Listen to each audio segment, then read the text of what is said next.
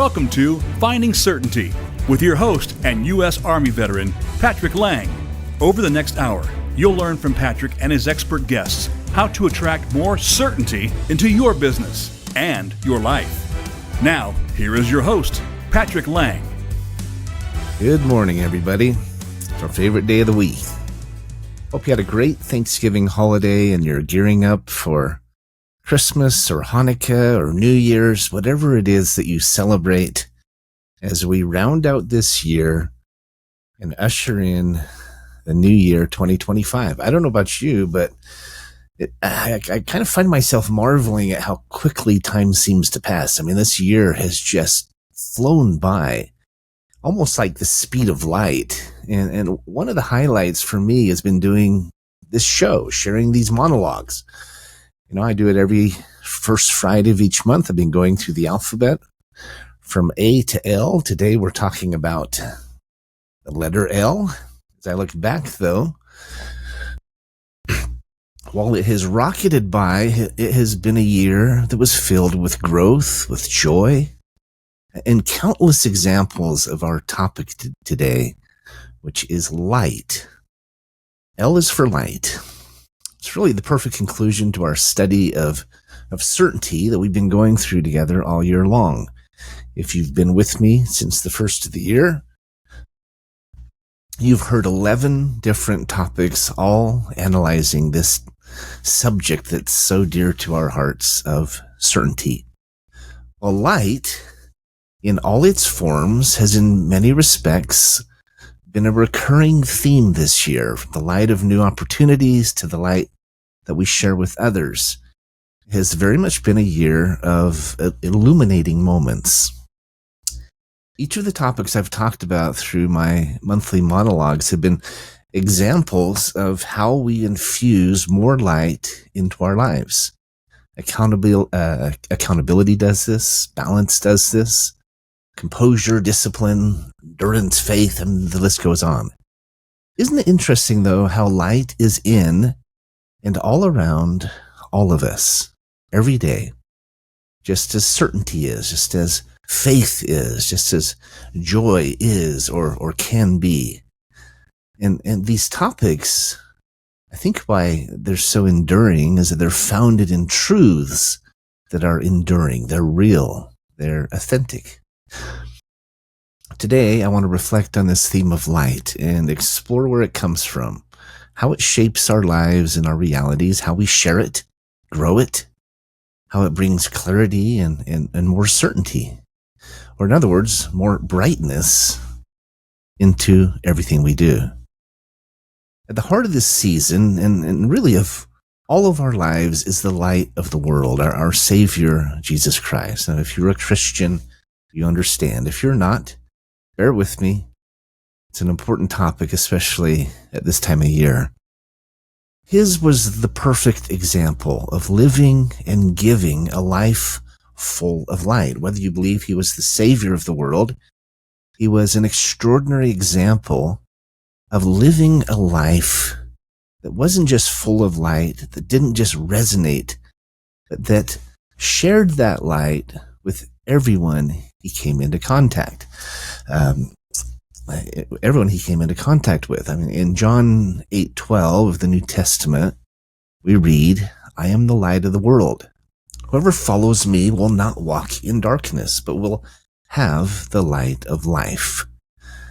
This profound truth reminds us that no matter how fast time seems to fly, or how chaotic life may be, and it surely does, his light remains a constant, guiding us through uncertainty, illuminating our path, and doing so with clarity, synergy, and hope. I mentioned synergy, and I think it's a good word here because when we live our own lives in this way, a life full of light, it becomes contagious. We create ripple effects, expanding, call them bursts of light that brighten, that buoy up, and embolden all those around us. It benefits us and everyone we touch, just as Christ did. He was obviously the perfect example of this, but we in our own small ways can have the same effect. So let's take a few minutes and build on this statement, this truth, this enduring truth this morning. See, the beautiful thing about light is that it touches every aspect of our lives, spiritually, mentally, emotionally, even physically. Whether we're looking to the scriptures, our own experiences, or the people around us, light is a universal force. It creates and develops more inspiration, more guidance, and more peace in the world. One of the ways we see Christ's light reflected is through service too, and service received from others. Whenever service occurs, there's a transfer of light. We brighten someone's day, they brighten ours, and it becomes contagious. Just as I said, it expands.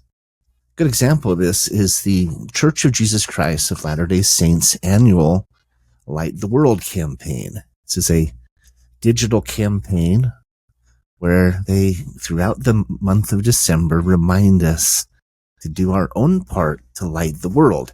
Their theme this year encourages us to be someone's angel. How do we do this, right?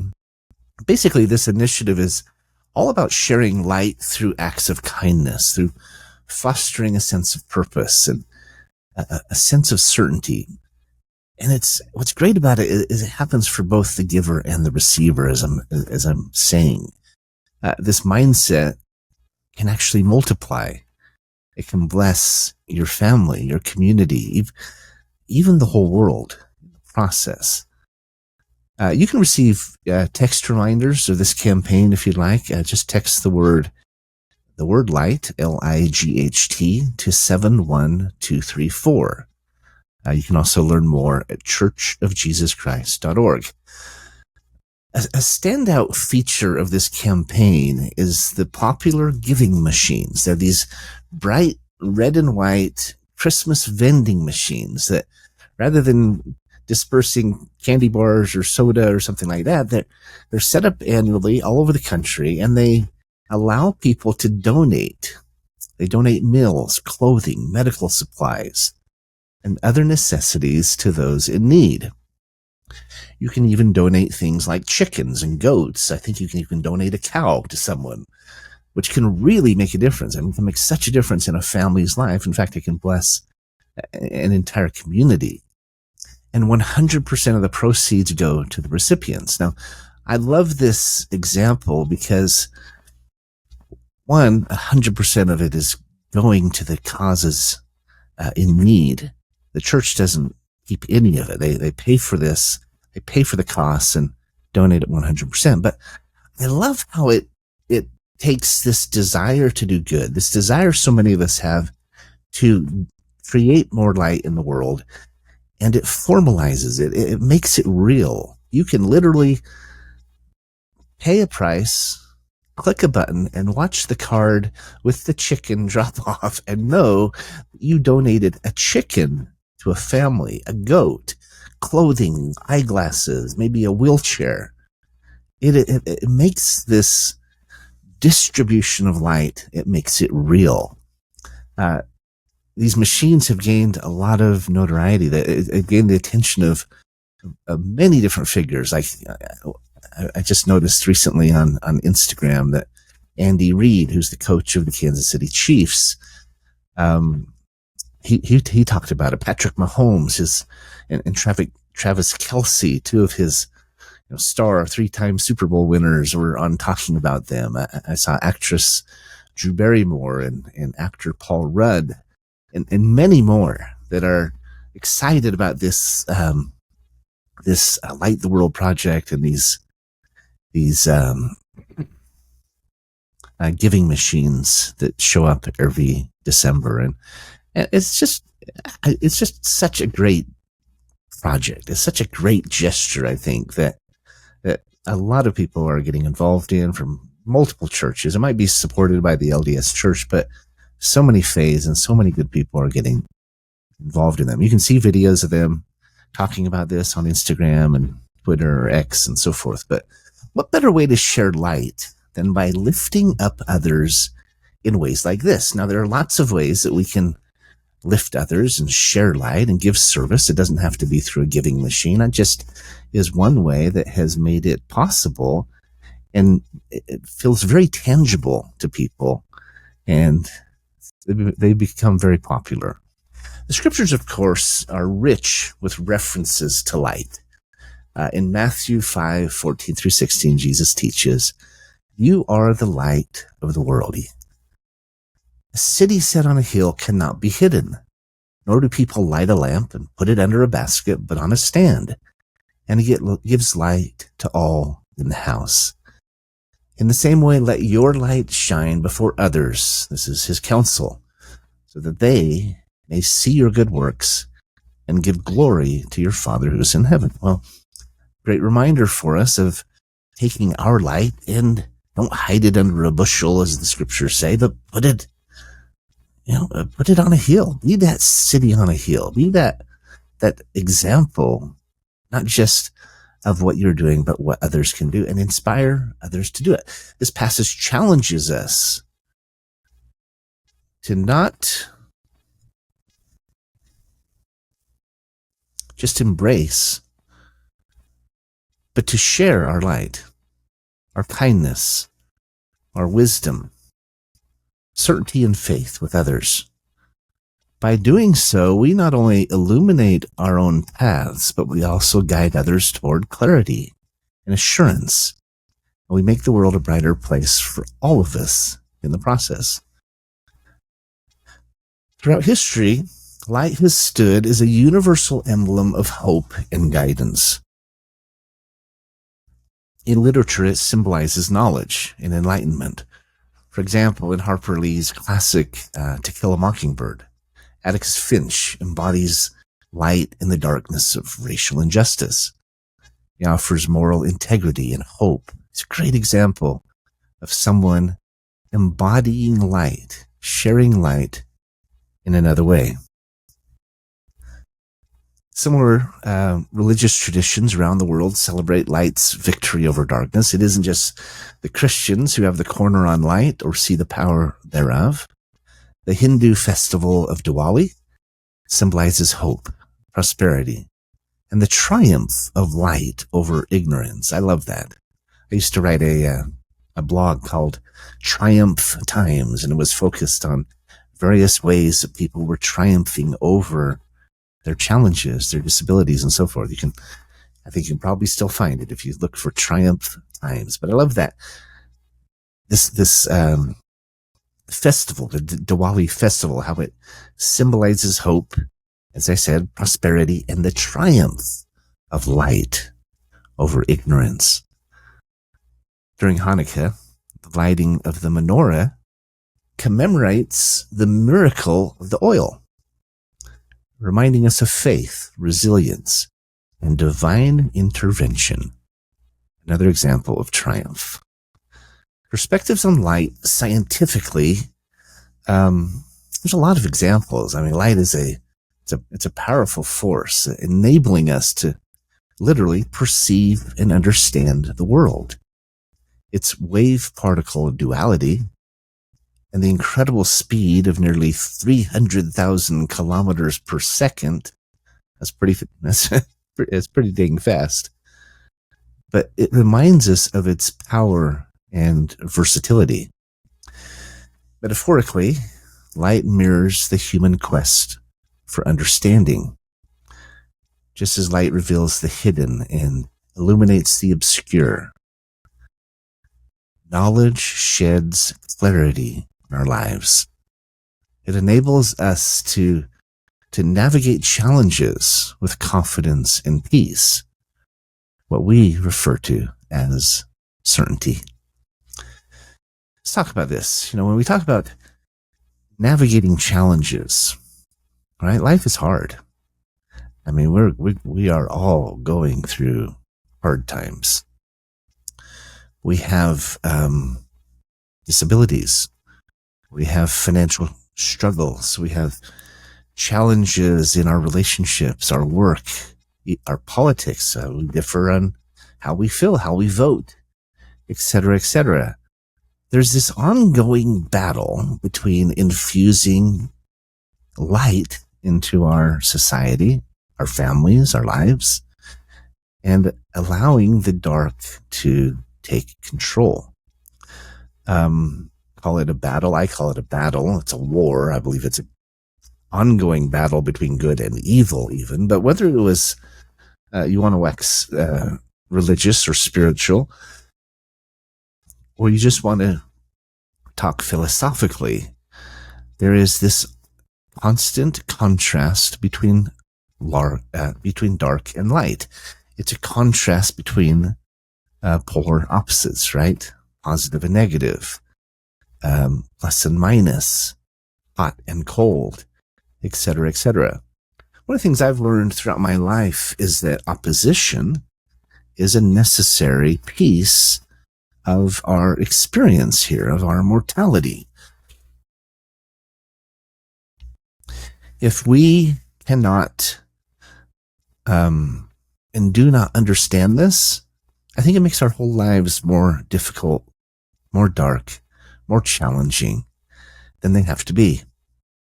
In a very real sense, what I'm talking about is understanding the purpose of adversity, the purpose of challenges in our life, the purpose of opposition. For a long time, I've talked about this concept of foresight, midsight, and hindsight. Foresight, of course, refers to preparing for the future, right?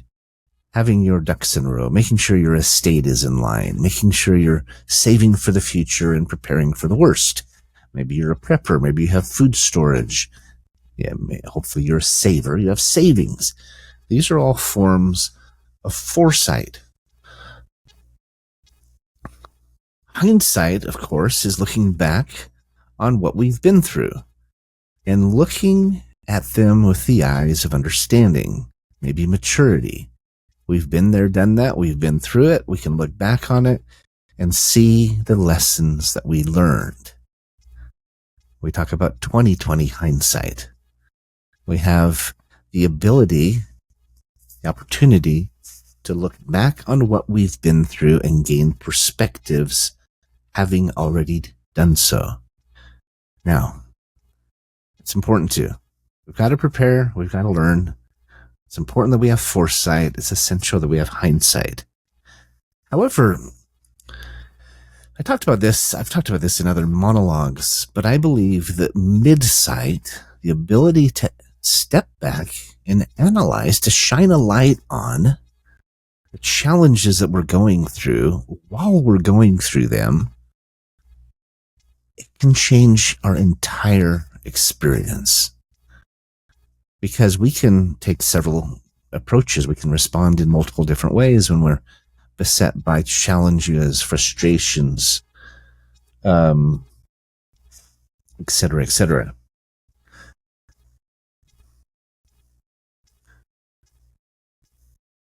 I'm told you're hearing a strange beep coming through on my show. I don't know where it's coming from. We're not doing anything differently than normal, so I apologize if you're hearing that, but I don't know quite what to do about it. So anyway, as I was saying,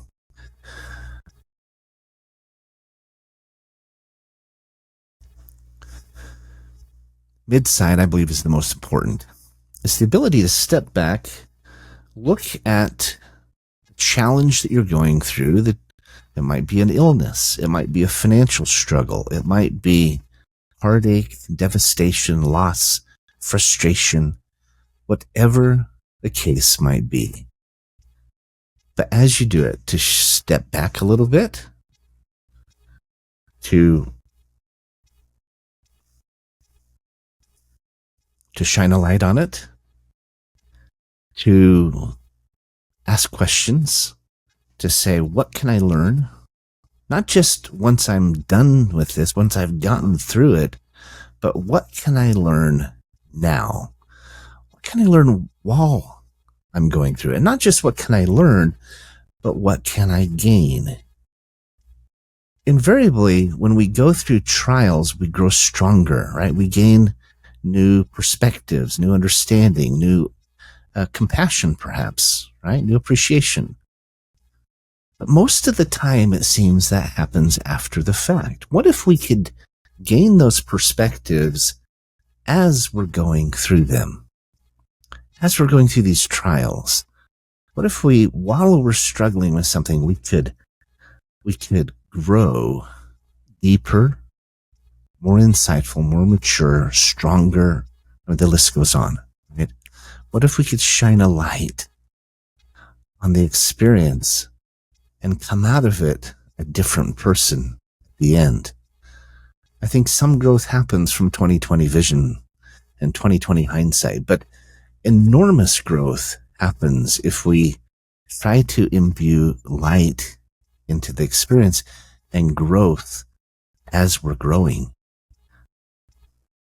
Next year, I'm going to be continuing the alphabet, and I'm planning to talk, it'll be a few months from now, but when I talk about the letter P, I'm planning to talk about perspective. I could also talk about paradigm shift, which goes along the same lines. I was told once that whenever I am going through a hard time, it might be a very small thing like stubbing your toe. It might be a significant thing like losing a loved one, having a relationship end, a financial loss, a sickness, whatever the case might be. But the lesson I taught was that when that happens, we have the choice between dealing with it temporally or dealing with it spiritually. We can choose to reach up or sink low. It's like a fork in the road, right? When we go through it temporally, we're letting the dark win. We're letting the challenge overcome us. It's blinding our eyes. It's making it dark. It's immobilizing us, incapacitating us, whatever the case might be. We can be frustrated, angry, upset, devastated, whatever it is, but we are going through it as though we're going through it with a bag over our head. We can't see. We can't see the future. We can't see the benefits that may have and may in the future come from that experience.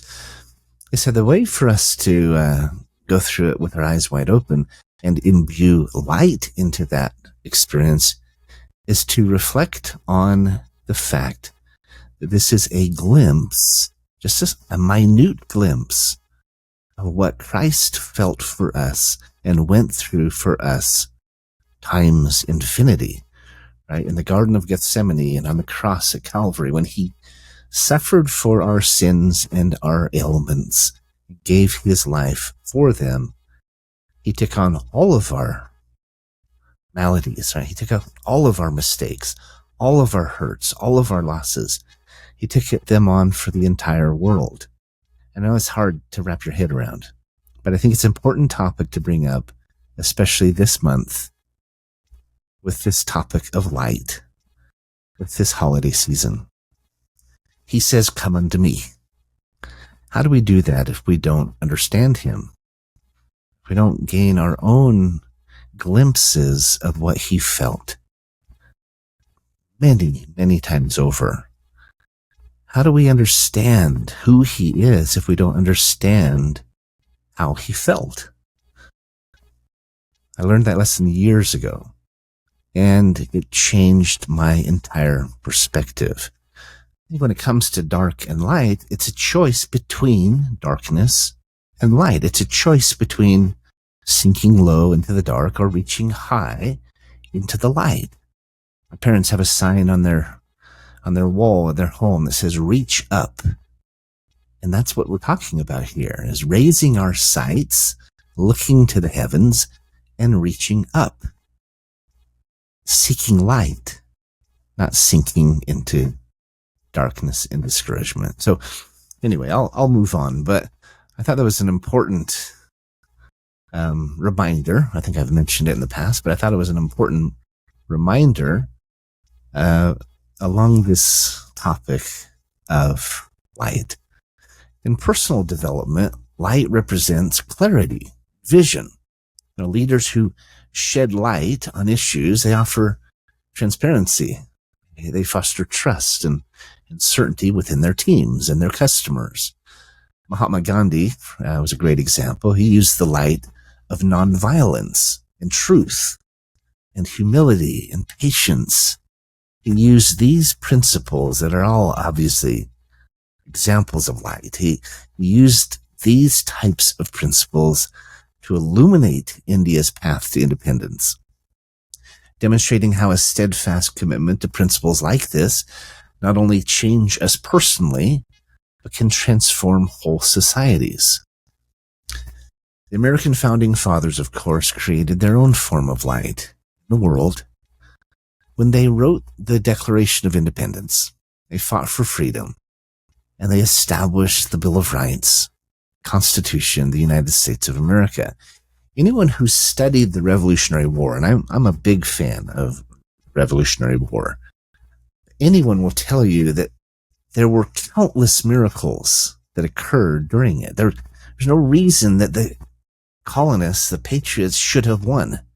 They were up against the biggest superpower in the history of the world, one of the greatest navies that had ever floated the oceans. They basically just were decimated for the first several years.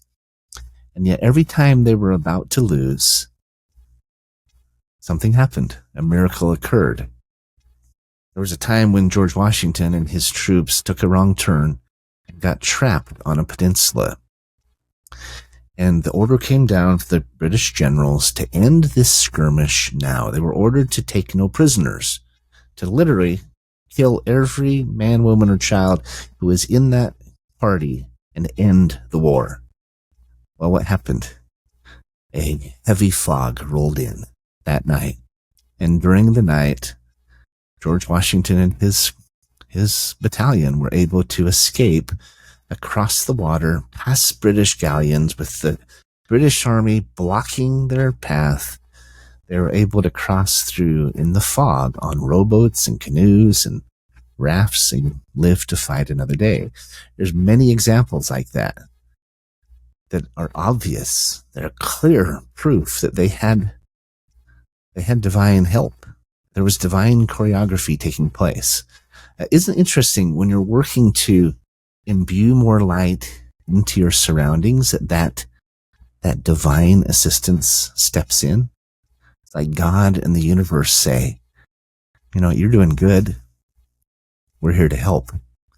They light your way. They empower your efforts. This most definitely happened during this pivotal time in history. And the U.S. has been a light to the entire world ever since. It's that city on the hill, as I was saying, and as the saying goes. I'm up against my break in the show. See if we can figure out why there's a beeping noise. But don't go away. Got lots more to share with you. Appreciate you being with me this morning. I'll be right back in just another minute or two. Thanks.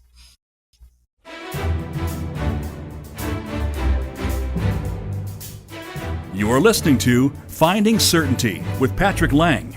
Have a question for Patrick or his guests? Join us on the show at 866-472-5790. That's 866-472-5790. Now, back to the show with Patrick. Welcome back to Finding Certainty. We're talking about the topic of light this morning. I really enjoy doing these weekly monologues, and I think we may have fixed the buzzing sound. I'm not sure what happened. I just logged off and logged back on, and hopefully it's not happening anymore. They'll edit it out later. But I was talking about the Revolutionary War, and really about how the United States has become a light to the world. Now, there are differing perspectives. Some say it's struggling. We're not that banner of freedom like we used to be. I don't agree with that. I think maybe we've taken some hits, but we will always be and have always been an inspiration to the world, a light that they look to. I mean, People want to come here. Obviously, our country is made up of this beautiful melting pot of immigrants, right? We're all immigrants.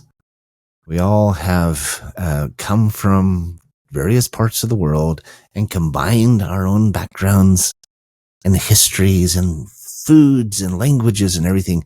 And it's become this really glorious melting pot, right? This cornucopia of light.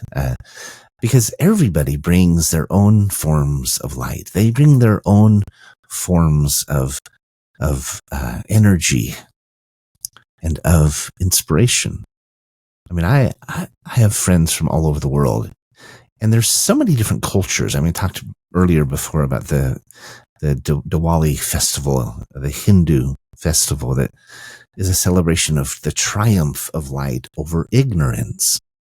Isn't that interesting that it is a triumph over not just darkness, but over closed-mindedness, over racism? I think while there is racial tension, there are those, that small percentage that just can't figure it out. They are the exception, not the rule. It's like we look at, Muslim terrorists. Unfortunately, they can cast a bad light on others of their faith, but they are a small percentage of that community. Very small, 1%, maybe less than 1%, that are the radical, just those few who want to imbue darkness into the world and not light. Most of us want to lift each other. Most of us want to live in communities and cultures and countries that shine forth.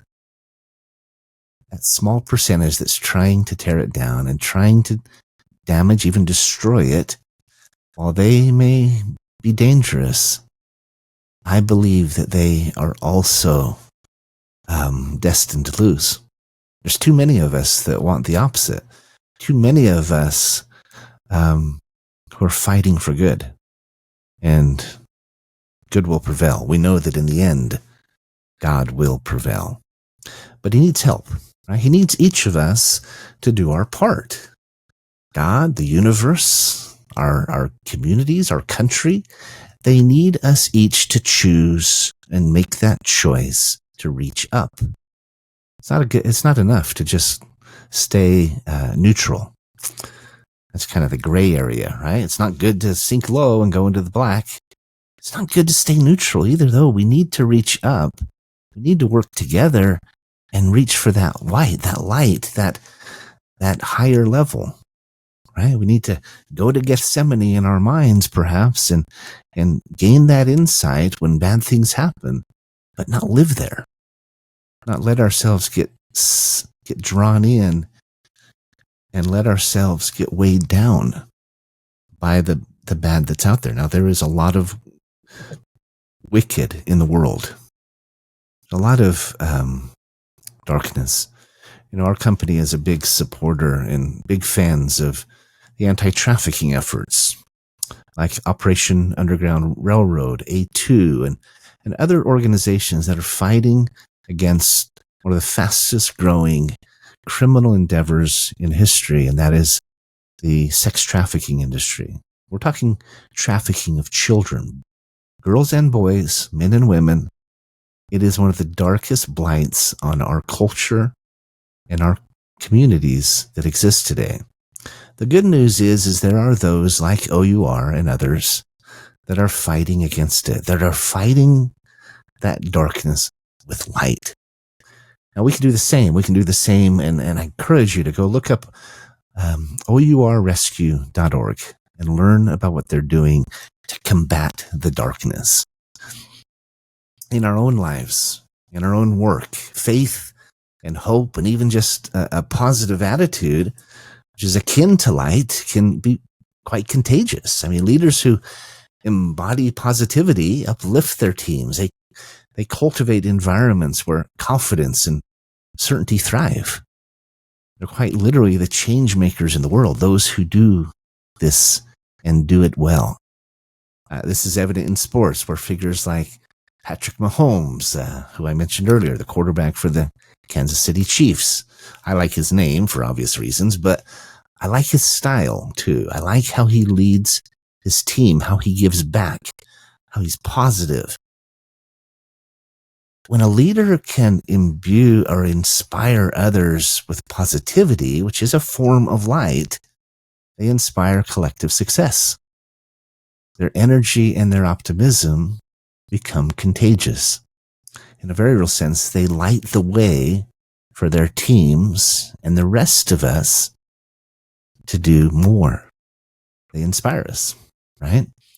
Law of attraction teaches that energy is a force, that it's made up of particles, and that the energy we project attracts a similar energy.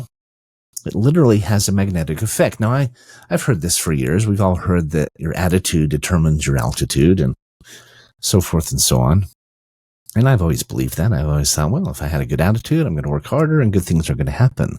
But they have proven scientifically that it goes far beyond that it literally has a magnetic effect, that a positive thought vibrates something like 10,000 times faster than a negative thought. They have technology today. They can put the little electrodes on your head and measure a positive thought. And they see that it vibrates 10,000 times faster than a negative one, that literally the sound waves are vibrating more quickly and that they have a magnetic quality. They attract toward them and toward the source more of the same. Isn't that interesting? By radiating light, positivity, confidence, etc., we create an environment that not only nurtures these same qualities, but draws more of the same into our own paths. Isn't that interesting? That light not only fills a room, but it draws more light to it. If we understand this, it can change our lives. Talk about choosing to live spiritually or temporally, right? Reaching up versus sinking low. If we understand that we're creating our outcome, we're drawing more and attracting more of the same, which one do you want to attract? Which one do you want to create and manifest and experience in your life? It's a powerful reminder. The cycle, if we understand it, if we embody it, not only enriches our own lives, but can also touch all those around us. At Certainty Management, the profit consulting firm I founded a little over 5 years ago now, we strive to embody this principle. We're a veteran-owned firm. We have multiple veterans on our team, but we work to help businesses discover and uncover hidden profits, okay, what we call found dollars. This creates more peace of mind. It creates brighter futures for our clients' employees and their organizations as a whole by shining a light on opportunities and solutions that can improve their bottom line. We say we help them make more, keep more, and we encourage them to give more. But by doing that, our 7 different profitability divisions help companies bring greater certainty and security to their teams. We go beyond that, and we work with nonprofits, helping them to raise unlimited, zero-cost funding. I know that's a bold statement, but see, we talked about starting our own foundation. We were talking about a nonprofit, maybe focused on veteran homelessness or trafficking or one of these causes that we care about. But the more we talked about it, we felt that the best way we could help on a large scale, that we could help create more light in the world, is by doing what we're really good at and using it to benefit nonprofits in need. The number one thing that most organizations need is more funding. Right? The more funding they have, the more good they can do. Well, that's what we're good at. And we don't charge anything for our help, but we can help them in several ways. But we can help the nonprofits we work with to access unlimited funding. And again, we don't charge anything for our help. There are billions of dollars hiding, and we know how to recover their share. This is our way of trying to help light the world. This effort inspires hope and possibility. It enables these organizations to fulfill their missions and bring greater light into the communities that they serve. It's an honor to help. It's really an honor to help lighten their loads in this way. If you know a nonprofit in need, reach out to us. Go to our website, certaintyteam.com. Connect with us and let us know. We'd be honored to lend a hand and help them in this way. Closer to home, my parents are living examples of letting their light shine. My dad, John, my mom, Sue, even as they slow down, my dad will turn 80 in January, and he now serves from a wheelchair. He's lost the use of his legs, but together they say, we such a team, right? They continue to bless their family, the church, and their community as a whole. Their light, which in many respects I believe is inspired by the example of my grandparents, their parents, George and Lucille Tate, Bill and Grace Laing, it shines as brightly as ever, even as they slow down physically. They're very much my heroes, and they inspire me to try to live a similar life full of light every day. Another example is my wife, Tesha. She's another source of light in my life, and a great example to me and to others that we are blessed to have.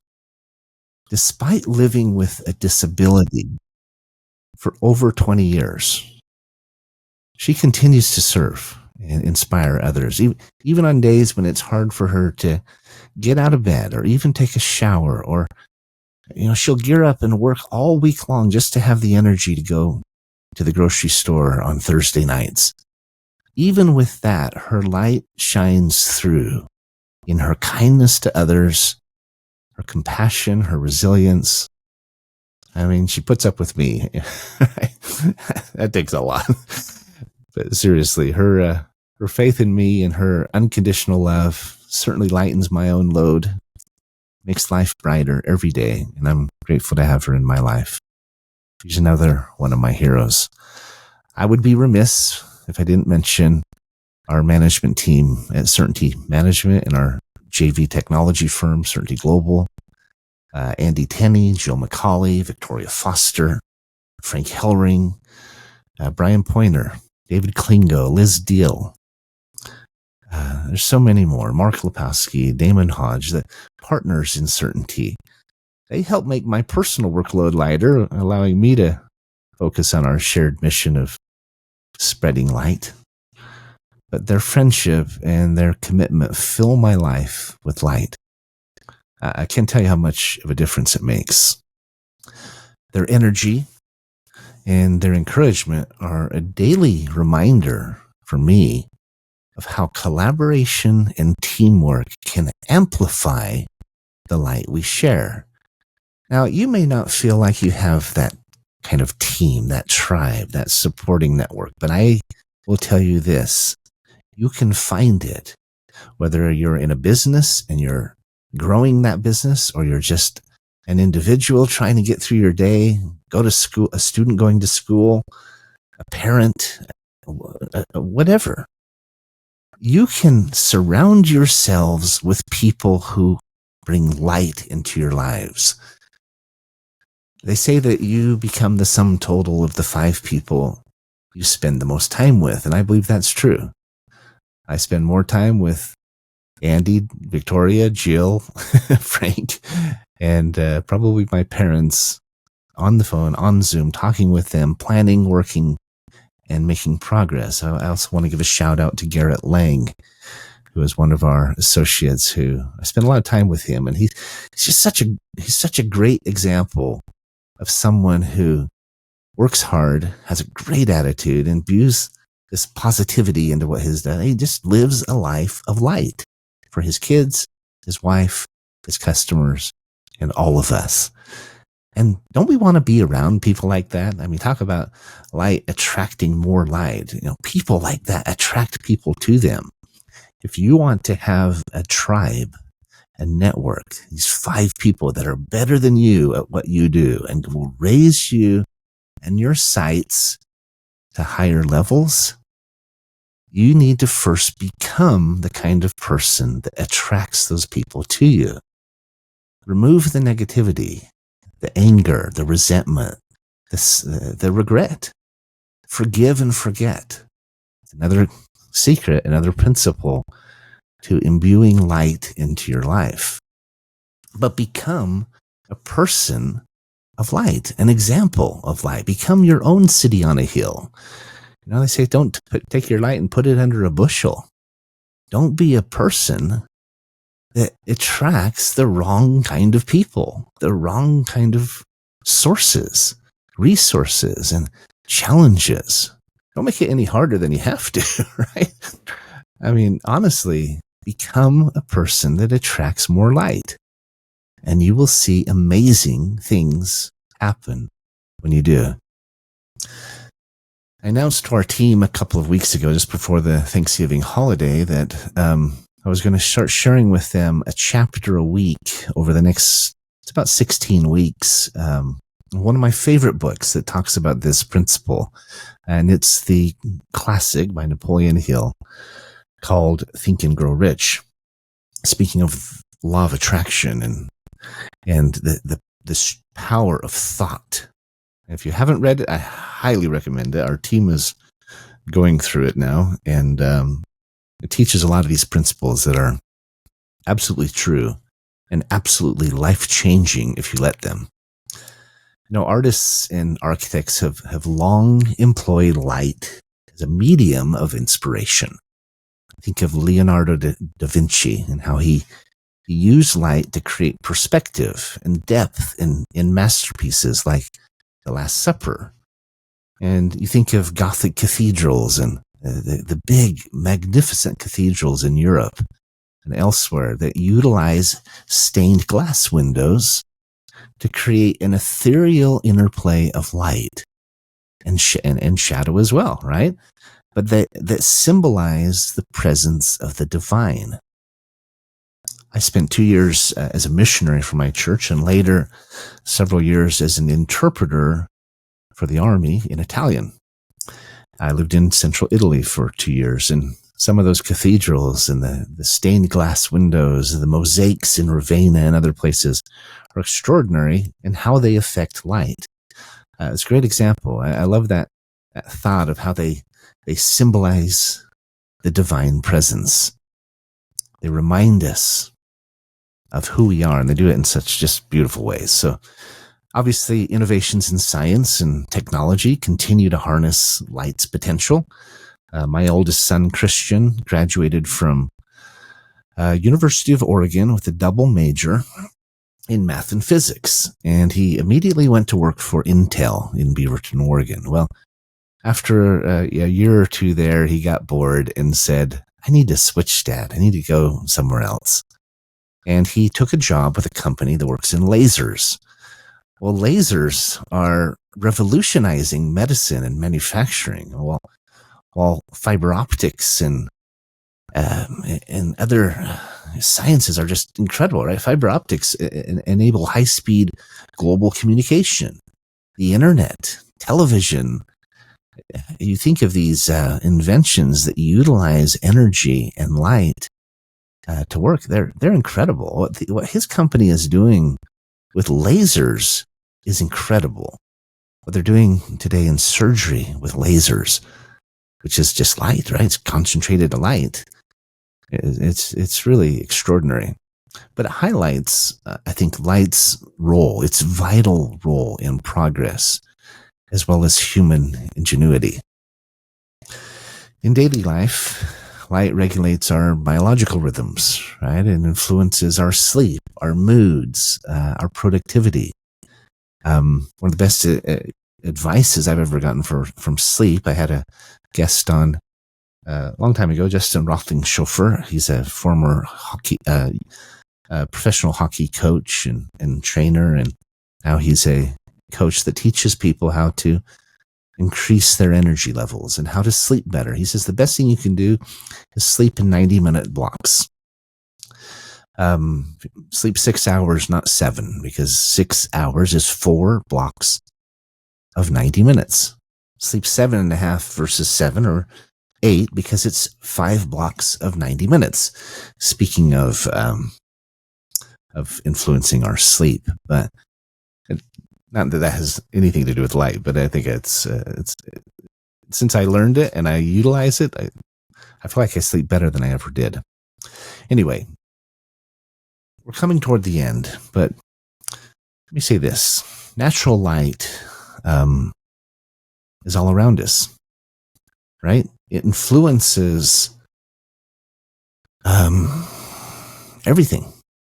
I mean, while dim light signals rest, natural light emphasizes the importance of creating environments that harmonize with our physiological needs. Obviously, without the light of the sun, we'd all be dead. We certainly wouldn't have all the plants and flowers and fruits and vegetables that we rely on to stay alive. Suffice it to say, it's pretty important. Throughout history, individuals like Mother Teresa have also radiated light, offering certainty and hope to the marginalized. Her unwavering service demonstrated how one person's compassion can dispel the darkness of despair and transform countless lives. During one of the darkest times in American history, Abraham Lincoln's unwavering commitment to truth and justice served as a beacon of light for the entire nation. His leadership, which was rooted in humility and moral clarity and more, reminds us that even in adversity, light has the power to guide and inspire. Ultimately, as I said at the very beginning of this monologue, Jesus Christ is the source of all light and truth. His teachings and his example guide us toward lives of purpose, clarity, and yes, greater certainty. As we strive to emulate his light, we become beacons for others, which hopefully you've seen as a theme through this monologue. We can foster more understanding, more compassion, and peace in the world around us. He is the reason for the season, as they say. He's the light of the world, the true secret to joy, the real and lasting source of light and certainty, both in this life and the next. Embracing and sharing our inner light brings us closer to certainty and fulfillment. This brings us closer to Him and to lasting peace and joy. As the incredible Bonner family's song, "Let's Light the World," reminds us. I encourage you to go look it up. We all have the power to inspire and uplift, to be people of light. Thank you for joining me today. This holiday season, let's all commit to shining our light more brightly. Go out and be someone's angel. Let your light shine. Certainty is out there. You can find it. You can create it. You can share it. We can help. Have a great weekend, everybody, and happy holidays. So I always say you get a little bit extra on the YouTube channel. I actually wore my Christmas tie today. So if you're actually watching, you see I wore a red tie today, both symbolic of the Christmas season. And I wanted to dress up since I was talking about Christ. I mean, pretty important guest, if you will. You know, I wasn't here personally, but it's here in spirit. Whether you believe in Christ, whether you're a Christian, a Jew, a Muslim, a Hindu, doesn't matter, right? Ultimately, this topic of light is about tapping into the higher power that protects, watches over, supports, and encourages us all. We all have different interpretations thereof, but if we believe in God, we believe in a higher power, I don't think it really matters. Now, there are different denominations, different arguments, different beliefs. I believe that Christ died for all of us, whether you believe in him or not, whether you believe a different credo, have a different background, different faith. Ultimately, it's about the fact that God loves us. We are his children. I believe that we were created in his image, that he has a plan for us. I believe his son coming to earth, being that example of light and dying and giving his life for us to pay the price of our sins. I believe it's a free gift that will bless every single man, woman, and child on earth.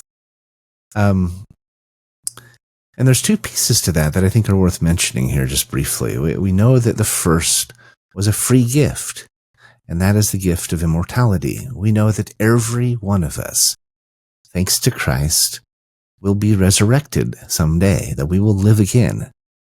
And what I love about that is that this life doesn't just end in darkness. It ends in light. We always refer to when a friend or family member passes. Sometimes it's unexpected. Sometimes it's tragic. Sometimes it's devastating. There's always a loss. There's always that physical loss and that loneliness, or that the fact that you miss them, right? Even if they're older. But knowing that isn't the end. They're not just worm food in the ground in a dark hole 6 feet under. Knowing that there's a next phase. We always refer to funerals as graduation. They're graduating. It's like a commencement. It's a celebration of life, but it's also a celebration of transition, of moving to the next step. Now, whether you believe that or not, there are thousands of examples of people who have had near-death experiences, who've died and come back and say there most definitely is light beyond. They talk about a tunnel of light, right? They talk about family members meeting them and greeting them and all these things that we know that it will happen. Those of us who believe, have faith that it will happen. Many of us have had firm confirmations, undeniable confirmations that happens, that it's not just a descension into dark, but it is an ascension into light. I love that. But that was a free gift. Even Hitler, even the most diabolical of us will be resurrected someday. It was a free gift from the light of the world. The other gift is the ability to return to live in God's presence.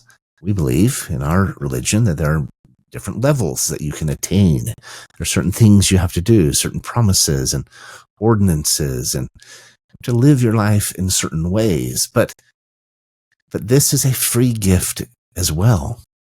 What we do with that gift is up to us.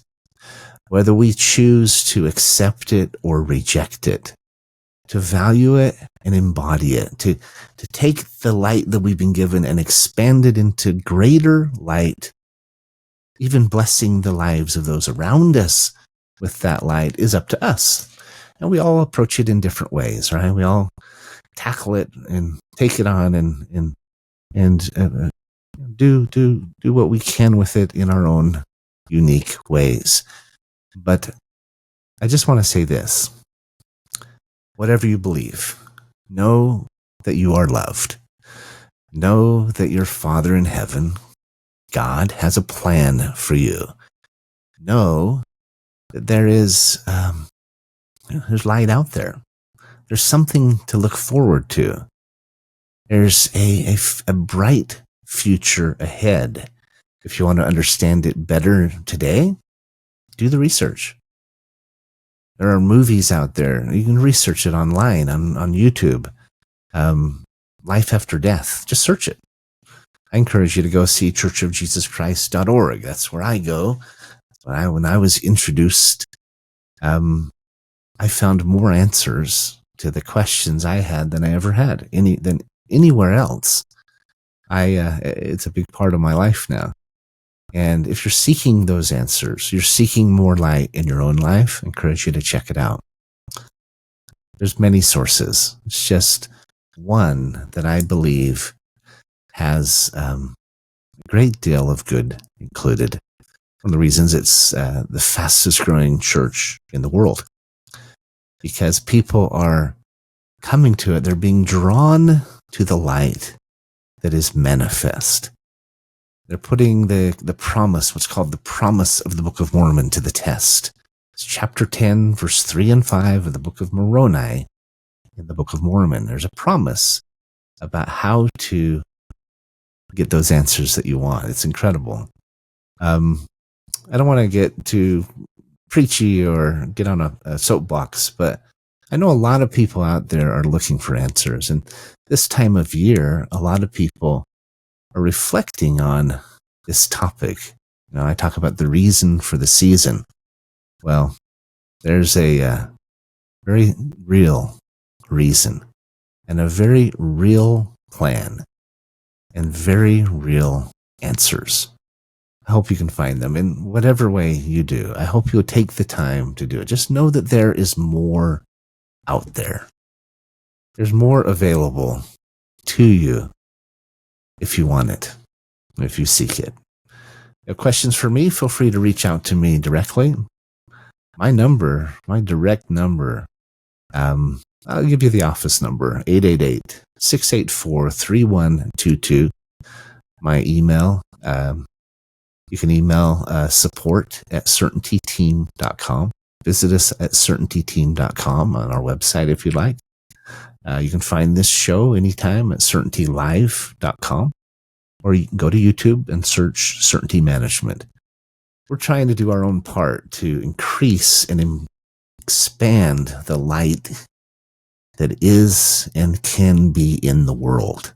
We're trying to do our own part to flip that switch and infuse more light and less darkness in the world. What's incredible is when you do that, it comes back to you tenfold.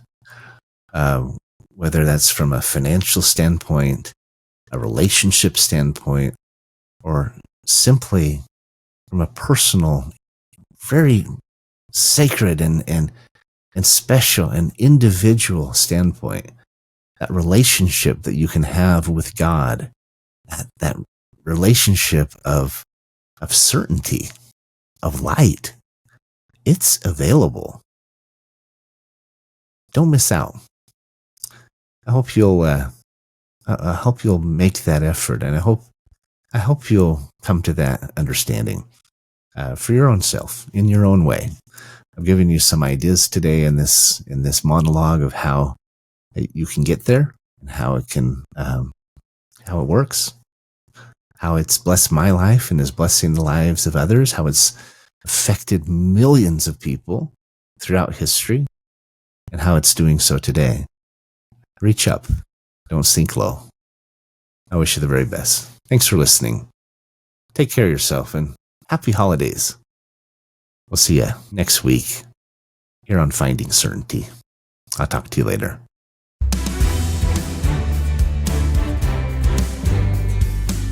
Thanks for tuning into today's episode of Finding Certainty. We hope you've gained some more insight into how to create more certainty in your own business or nonprofit. Join us next week for another taste of the Certainty Experience. Until then, we wish you greater certainty in all that you do.